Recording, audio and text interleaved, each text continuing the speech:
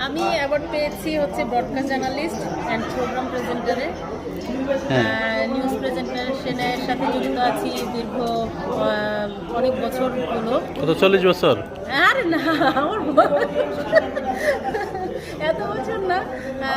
মিডিয়াতে কাজ করছি 12 বছর, নিউজ করছি 9 বছর। এর আগে প্রোগ্রাম করতাম।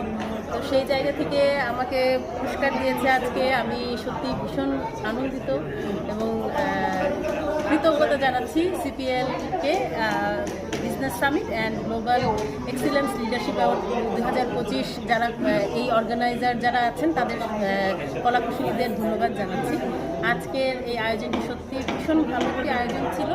যারা তরুণ উদ্যোক্তা তাদেরকে সামনে এনে এবং যারা আছেন আমাদের যারা উদ্যোক্তা যারা নতুন করে আসতে চাচ্ছেন, ব্যবসা করতে চাচ্ছেন, তাদেরকে উৎসাহিত করার জন্য যেই প্রচেষ্টাটা ছিল এই অনুষ্ঠানে, আমি মনে করি এটি শতভাগ সফল হয়েছে।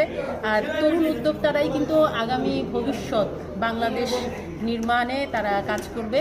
তরুণ উদ্যোক্তাদের জন্য আমার রইল অফুরন্ত ভালোবাসা এবং শুভেচ্ছা।